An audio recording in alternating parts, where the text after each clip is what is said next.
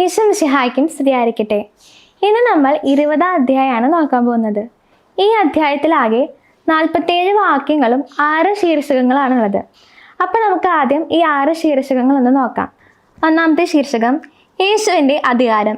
ഇതിൽ 1 മുതൽ 8 വരെയുള്ള വാക്യങ്ങളാണുള്ളത്. രണ്ടാമത്തെ ശീർഷകം മുന്തിരിത്തോട്ടവും കൃഷിക്കാരും. ഇതിൽ 9 മുതൽ 19 വരെയുള്ള വാക്യങ്ങളാണുള്ളത്. മൂന്നാമത്തെ ശീർഷകം സീസറിന് നികുതി കൊടുക്കണമോ. ഇതിൽ 20 മുതൽ 26 വരെയുള്ള വാക്യങ്ങളാണുള്ളത്. നാലാമത്തെ ശീർഷകം പുനരുത്ഥാനത്തെക്കുറിച്ച് വിവാദം. ഇതിൽ 27 മുതൽ 40 വരെയുള്ള വാക്യങ്ങളാണുള്ളത്. അഞ്ചാമത്തെ ശീർഷകം ക്രിസ്തു ദാവീദിന്റെ പുത്രൻ. ഇതിൽ 41 മുതൽ 44 വരെയുള്ള വാക്യങ്ങളാണുള്ളത്. ആറാമത്തെ ശീർഷകം നിയമജ്ഞരുടെ കപട ജീവിതം. ഇതിൽ 45 മുതൽ 47 വരെയുള്ള വാക്യങ്ങളാണ് ഉള്ളത്. ഇനി നമുക്ക് 20-ാം അധ്യായത്തിലെ ആദ്യത്തെ ശീർഷകത്തിലേക്ക് കടക്കാം. യേശുവിൻ്റെ അധികാരം. യേശു ഒരു ദിവസം ദേവാലയത്തിൽ സുവിശേഷം പ്രസംഗിക്കുകയും ജനങ്ങളെ പഠിപ്പിക്കുകയും ചെയ്തുകൊണ്ടിരിക്കുകയായിരുന്നു.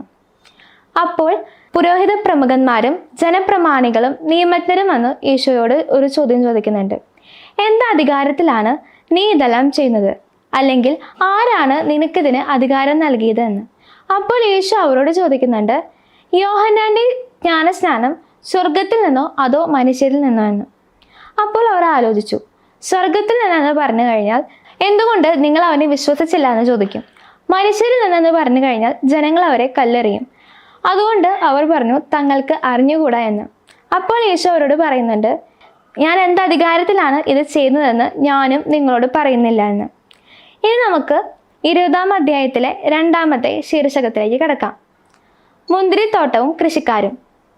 ഈ 20-ാം അധ്യായത്തിൽ യേശു പറയുന്ന ഏക ഉപമയാണ് മുന്തിരിത്തോട്ടത്തിൻ്റെയും കൃഷിക്കാരുടെയും ഉപമ.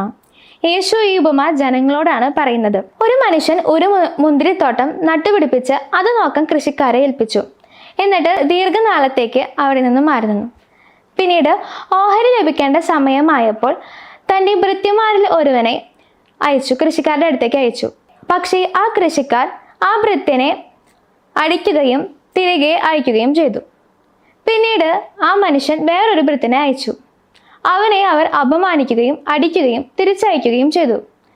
പിന്നീട് അവൻ വേറൊരു ഭൃത്യനെ അയച്ചു. അവനെ അവർ തോട്ടത്തിൽ നിന്നും പുറത്തേക്ക് എറിയുകയും ചെയ്തു. ഇങ്ങനെ സംഭവിച്ചപ്പോൾ ആ മനുഷ്യൻ ആലോചിച്ചു, ഞാൻ ഇനി എന്താണ് ചെയ്യുക എന്ന്. പിന്നീട് ആ മനുഷ്യൻ പറഞ്ഞു, ഞാൻ എൻ്റെ പ്രിയപുത്രനെ അയക്കും, അവനെ അവർ മാനിച്ചേക്കുമെന്ന്. അങ്ങനെ ആ മനുഷ്യൻ തൻ്റെ പ്രിയപുത്രനെ അയച്ചു. പക്ഷേ കൃഷിക്കാർ ആ മനുഷ്യൻ്റെ പുത്രനെ കണ്ടപ്പോൾ ഇങ്ങനെ ആലോചിച്ച് പറഞ്ഞു, ഇവനാണ് അവകാശി, ഇവനെ നമുക്ക് കൊന്നുകളയാം, എന്നിട്ട് ഈ തോട്ടം നമുക്ക് അവകാശമാക്കാമെന്ന്. അങ്ങനെ ആ കൃഷിക്കാർ ആ മനുഷ്യൻ്റെ പുത്രനെ പുറത്തേക്ക് എറിഞ്ഞ് കൊന്നുകളഞ്ഞു. പിന്നീട് ആ മനുഷ്യൻ തിരികെ വന്ന് ആ കൃഷിക്കാരെ എല്ലാം നശിപ്പിച്ചു. എന്നിട്ട് ആ കൃഷിത്തോട്ടം മറ്റൊരാളെ ഏൽപ്പിച്ചു. വിശുദ്ധ ലൂക്കായുടെ സുവിശേഷം 20-ാം അധ്യായം 17-ാം വാക്യത്തിൽ ഇങ്ങനെ പറയുന്നുണ്ട്, യേശു അവരെ നോക്കി പറഞ്ഞു, പണിക്കാർ ഉപേക്ഷിച്ച് കളഞ്ഞ കല്ല് മൂലക്കല്ലായി തീർന്നു എന്ന് എഴുതപ്പെട്ടിരിക്കുന്നത് എന്താണ്? ആ കല്ലിന്മേൽ നിപതിക്കുന്ന ഏതൊരുവനും തകരും. അത് ആരുടെ മേൽ പതിക്കുന്നുവോ അവനെ അത് ധൂളിയാക്കും. തങ്ങൾക്കെതിരായിട്ടാണ് ഈ ഉപമ പറഞ്ഞതെന്ന് നിയമജ്ഞരും പ്രധാന പുരോഹിതന്മാരും മനസ്സിലാക്കി. അവനെ അവർ കയ്യേറ്റം ചെയ്യാൻ ശ്രമിച്ചു. പക്ഷേ ജനങ്ങളെ അവർ ഭയപ്പെട്ടിരുന്നു. 20-ാം അധ്യായത്തിലെ 3-ാമത്തെ ശീർഷകത്തിലേക്ക് നമുക്ക് കടക്കാം. സീസറിന് നികുതി കൊടുക്കണമോ. യേശുവിനെ ദേശാധിപതിയുടെ വിധിക്ക് ഏൽപ്പിക്കുന്നതിന് വേണ്ടിയിട്ട് ചാരന്മാരെ അവിടേക്ക് അയക്കുന്നുണ്ട്. അവർ യേശുവിനോട് പറഞ്ഞു, ഗുരു, നീ ശരിയായി സംസാരിക്കുകയും പഠിപ്പിക്കുകയും മുഖം നോക്കാതെ ദൈവത്തിൻ്റെ വഴി സത്യമായി ഞങ്ങളെ പഠിപ്പിക്കുകയും ചെയ്യുന്നു. ഇത് പറഞ്ഞതിന് ശേഷം അവരോട് ചോദിക്കുന്നുണ്ട്, സീസറിന് ഞങ്ങൾ നികുതി കൊടുക്കുന്നത് നിയമാനുസൃതമാണോ അല്ലയോ എന്ന്. അപ്പോൾ ഈശോ അവരുടെ കൗശലപൂർവമായ ചോദ്യം മനസ്സിലാക്കി ഇങ്ങനെ പറഞ്ഞു, നിങ്ങൾ ഒരു ധനാര എന്നെ കാണിക്കുകയും അതിൽ ആരുടെ രൂപവും ലിഖിതവുമാണ് ഉള്ളത്. അപ്പോൾ അവർ ഈശോയോട് പറഞ്ഞു, സീസറിൻ്റേത് എന്ന്. അപ്പോൾ ഈശോ അവരോട് പറയുന്നുണ്ട്, സീസറിനുള്ളത് സീസറിനും ദൈവത്തിനുള്ളത് ദൈവത്തിനും നിങ്ങൾ നൽകുവിനെന്ന്. അങ്ങനെ ജനങ്ങളുടെ മുമ്പിൽ വെച്ച് ഈശോയെ വാക്കിൽ കൊടുക്കുവാൻ അവർക്ക് സാധിച്ചില്ല. യേശുവിൻ്റെ മറുപടി അവരെയെല്ലാം ആശ്ചര്യപ്പെടുത്തി. ഇനി നമുക്ക് 20-ാം അധ്യായത്തിലെ 4-ാമത്തെ ശീർഷകത്തിലേക്ക് കടക്കാം. 20-ാം അധ്യായത്തിലെ 4-ാമത്തെ ശീർഷകമാണ് പുനരുത്ഥാനത്തെക്കുറിച്ചുള്ള വിവാദം. പുനരുത്ഥാനത്തെ നിഷേധിച്ചിരുന്ന സദുക്കായരിൽ ചിലർ യേശുവിനോട് ചോദിച്ചു, ഗുരു, ഒരാളുടെ സഹോദരൻ സന്താനമില്ലാതെ മരിച്ചാൽ അവന്റെ വിധവയെ സഹോദരൻ ഭാര്യയായി സ്വീകരിക്കണമെന്ന് മോശയുടെ നിയമത്തിൽ കൽപ്പിച്ചിട്ടുണ്ടല്ലോ എന്ന്. ഒരിടത്ത് 7 സഹോദരന്മാരുണ്ടായിരുന്നു. അതിൽ ഒന്നാമൻ ഒരുവളെ വിവാഹം കഴിക്കുകയും സന്താനമില്ലാതെ മരിക്കുകയും ചെയ്തു. ശേഷം രണ്ടാമനും മൂന്നാമനും അവളെ വിവാഹം ചെയ്തു. അവരും സന്താനമില്ലാതെ മരിച്ചു. അപ്പോൾ അവൾ പുനരുത്ഥാനത്തിൽ ആരുടെ ഭാര്യ ആയിരിക്കുമെന്ന് അവർ ഈശോയോട് ചോദിച്ചു. അപ്പോൾ ഈശോ അവരോട് പറയുന്നുണ്ട്, ഈ യുഗത്തിന്റെ സന്താനങ്ങളാണ് വിവാഹം ചെയ്യുകയും ചെയ്തു കൊടുക്കുകയും ചെയ്യുന്നത്. എന്നാൽ വരാനിരിക്കുന്ന യുഗത്തെ പ്രാപിക്കുന്നവർ, മരിച്ചവരിൽ നിന്നും ഉയർപ്പിക്കപ്പെടേണ്ടവരുമായവർ വിവാഹം ചെയ്യുകയോ ചെയ്തു കൊടുക്കുകയോ ചെയ്യുന്നില്ല. തുടർന്ന് യേശു അവരോട് പറയുന്നുണ്ട്. വിശുദ്ധ ലൂക്കായുടെ സുവിശേഷം 20-ാം അധ്യായം 36 മുതൽ 38 വരെയുള്ള വാക്യങ്ങളിൽ യേശു അവരോട് തുടർന്ന് പറയുന്നു, പുനരുത്ഥാനത്തിന്റെ മക്കൾ എന്ന നിലയിൽ അവർ ദൈവദൂതന്മാർക്ക് തുല്യരും ദൈവമക്കളുമാണ്. ആകയാൽ അവർക്ക് ഇനിയും മരിക്കാൻ സാധിക്കുകയില്ല.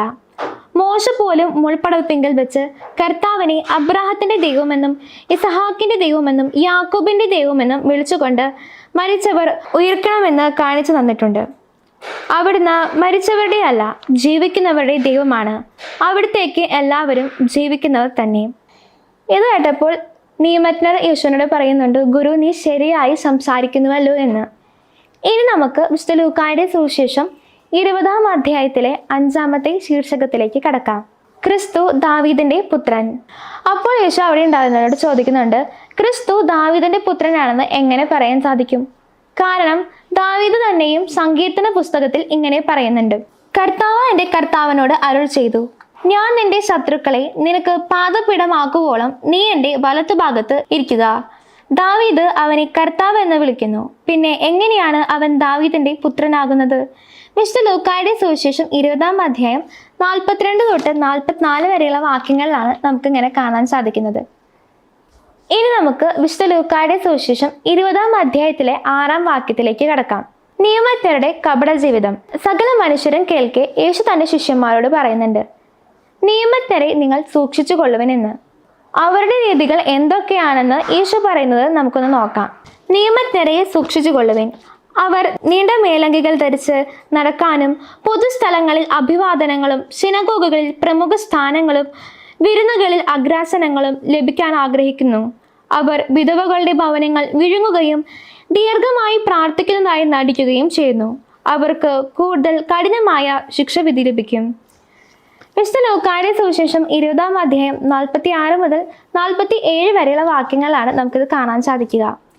ഇനി നമുക്ക് ഈ അധ്യായത്തിലെ ചോദ്യോത്തരങ്ങളൊന്ന് നോക്കാം.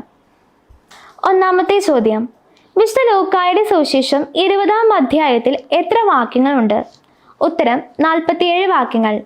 അടുത്ത ചോദ്യം, യേശു ജനങ്ങളെ പഠിപ്പിക്കുകയും സുവിശേഷം പ്രസംഗിക്കുകയും ചെയ്തുകൊണ്ടിരുന്നത് എവിടെ? ഉത്തരം ദേവാലയത്തിൽ.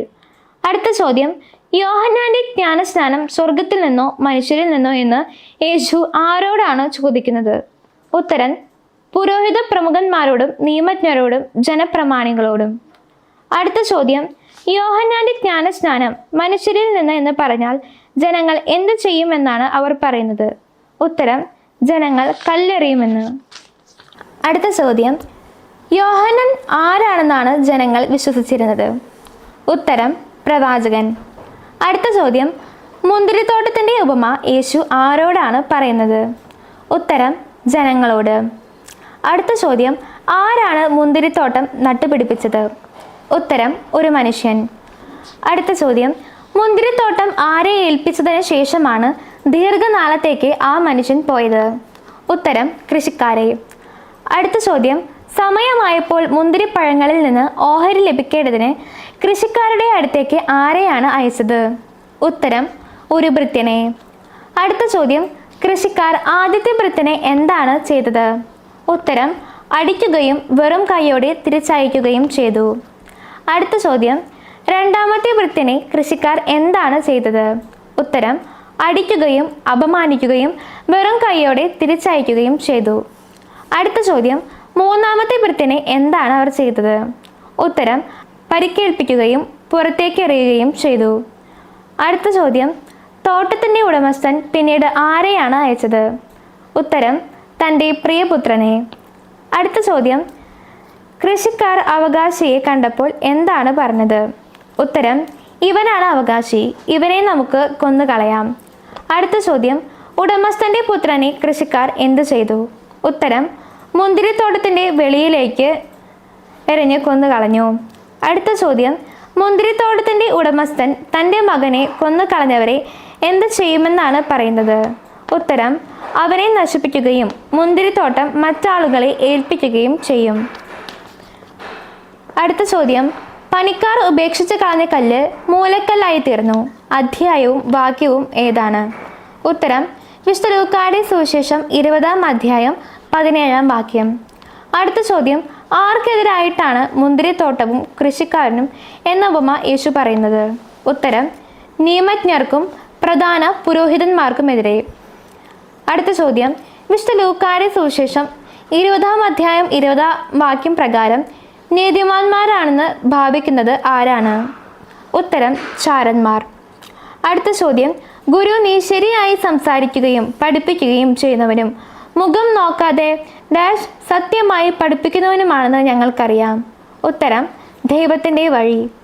അടുത്ത ചോദ്യം, ഞങ്ങൾ സീസറിന് നികുതി കൊടുക്കുന്നത് നിയമാനുസൃതമാണോ അല്ലയോ? അധ്യായവും വാക്യവും ഏതാണ്? ഉത്തരം, വിശുദ്ധ ലൂക്കായുടെ സുവിശേഷം 20-ാം അധ്യായം 22-ാം വാക്യം. അടുത്ത ചോദ്യം, അവരുടെ കൗശലം മനസ്സിലാക്കി യേശു എന്തു കൊണ്ടുവരാനാണ് പറഞ്ഞത്? ഉത്തരം, ഒരു ധനാറ. അടുത്ത ചോദ്യം, ധനാറയിൽ ആരുടെ രൂപവും ലിഖിതവുമാണ് ഉള്ളത്? ഉത്തരം, സീസറിൻ്റേത്. അടുത്ത ചോദ്യം, സീസറിനുള്ളത് സീസറിനും ദൈവത്തിനുള്ളത് ദൈവത്തിനും. അധ്യായവും വാക്യവും എഴുതുക. ഉത്തരം, വിശുദ്ധ ലൂക്കായുടെ സുവിശേഷം 20-ാം അധ്യായം 25-ാം വാക്യം. അടുത്ത ചോദ്യം, ജനങ്ങളുടെ സാന്നിധ്യത്തിൽ അവനെ ഡാഷ് കൊടുക്കുവാൻ അവർക്ക് കഴിഞ്ഞില്ല. ഉത്തരം, വാക്കിൽ. അടുത്ത ചോദ്യം, പുനരുത്ഥാനം നിഷേധിച്ചിരുന്നത് ആരാണ്? ഉത്തരം, സദുക്കായർ. അടുത്ത ചോദ്യം, ഒരാളുടെ വിവാഹിതനായ സഹോദരൻ സന്താനമില്ലാതെ മരിച്ചാൽ അവൻ ആ സഹോദരന്റെ വിധവയെ സ്വീകരിച്ച് അവന് വേണ്ടി സന്താനത്തെ ഉൽപ്പാദിപ്പിക്കണമെന്ന് കൽപ്പിച്ചത് ആരാണ്? ഉത്തരം, മോശ. അടുത്ത ചോദ്യം, ഈ സംഭവത്തിൽ എത്ര സഹോദരന്മാരെയാണ് പ്രതിപാദിക്കുന്നത്? ഉത്തരം, 7 സഹോദരന്മാരെ. അടുത്ത ചോദ്യം, വിവാഹം ചെയ്യുകയും ചെയ്തു കൊടുക്കുകയും ചെയ്യുന്നത് ആരാണ്? ഉത്തരം, ഈ യുഗത്തിൻ്റെ സന്താനങ്ങൾ. അടുത്ത ചോദ്യം, വരാനിരിക്കുന്ന യുഗത്തെ പ്രാപിക്കുന്നതിനും മരിച്ചവരിൽ നിന്ന് ഉയർക്കുന്നതിനും യോഗ്യരായവർ ചെയ്യുകയോ ചെയ്തു കൊടുക്കുകയോ ഇല്ലാത്തത് എന്ത്? ഉത്തരം, വിവാഹം. അടുത്ത ചോദ്യം, പുനരുത്ഥാനത്തിൻ്റെ മക്കൾ എന്ന നിലയിൽ അവർ ആരാണ്? ഉത്തരം, ദേവദൂതന്മാർക്ക് തുല്യരും ദൈവമക്കളുമാണ്. അടുത്ത ചോദ്യം, പുനരുത്ഥാനത്തിൻ്റെ മക്കൾക്ക് ഇനിയും ഡാഷ് സാധിക്കുകയില്ല. ഉത്തരം, മരിക്കുവാൻ. അടുത്ത ചോദ്യം, മുൾപടവപ്പിങ്കൽ വെച്ച് കർത്താവിനെ അബ്രാഹത്തിൻ്റെ ദൈവമെന്നും ഇസഹാക്കിൻ്റെ ദൈവമെന്നും യാക്കോബിൻ്റെ ദൈവമെന്നും വിളിച്ചുകൊണ്ട് മരിച്ചവർ ഉയർക്കുമെന്ന് കാണിച്ചു തന്നത് ആരാണ്? ഉത്തരം, മോശ. അടുത്ത ചോദ്യം, അവിടുന്ന് മരിച്ചവരുടെ അല്ല ഡാഷിൻ്റെ ദൈവമാണ്. ഉത്തരം, ജീവിക്കുന്നവരുടെ. അടുത്ത ചോദ്യം, ഗുരു നീ ശരിയായി സംസാരിക്കുന്നു എന്ന് പറഞ്ഞത് ആരാണ്? ഉത്തരം, നിയമജ്ഞരിൽ ചിലർ. അടുത്ത ചോദ്യം, കർത്താവ് എൻ്റെ കർത്താവിനോട് അരുൾ ചെയ്തു എന്ന് പറഞ്ഞത് ആര്? എവിടെ വെച്ച്? ഉത്തരം, ദാവീദ് സങ്കീർത്തന പുസ്തകത്തിൽ. അടുത്ത ചോദ്യം, ഞാൻ നിന്റെ ശത്രുക്കളെ നിനക്ക് പാദപീഠമാക്കുവോളം എവിടെയാണ് ഇരിക്കേണ്ടത്? ഉത്തരം, വലതുഭാഗത്ത്. അടുത്ത ചോദ്യം, ആരെ സൂക്ഷിച്ചു കൊള്ളാനാണ് യേശു പറഞ്ഞത്? ഉത്തരം, നിയമജ്ഞരെ. അടുത്ത ചോദ്യം, നീണ്ട മേലങ്കി ധരിച്ചു നടക്കാനും പൊതുസ്ഥലങ്ങളിൽ അഭിവാദനങ്ങളും സിനഗോഗുകളിൽ പ്രമുഖ സ്ഥാനങ്ങളും വിരുന്നുകളിൽ അഗ്രാസനങ്ങളും ലഭിക്കാൻ ആഗ്രഹിക്കുന്നത് ആരാണ്? ഉത്തരം, നിയമജ്ഞർ. അടുത്ത ചോദ്യം, നിയമജ്ഞർ ആരുടെ ഭവനമാണ് വിഴുങ്ങുന്നത്? ഉത്തരം, വിധവകളുടെ. അടുത്ത ചോദ്യം, ദീർഘമായി പ്രാർത്ഥിക്കുന്നതായി നടിക്കുന്നത് ആരാണ്? ഉത്തരം, നിയമജ്ഞർ. അടുത്ത ചോദ്യം, ആർക്കാണ് കൂടുതൽ കഠിനമായ ശിക്ഷാവിധി ലഭിക്കുന്നത്? ഉത്തരം, നിയമജ്ഞർക്ക്.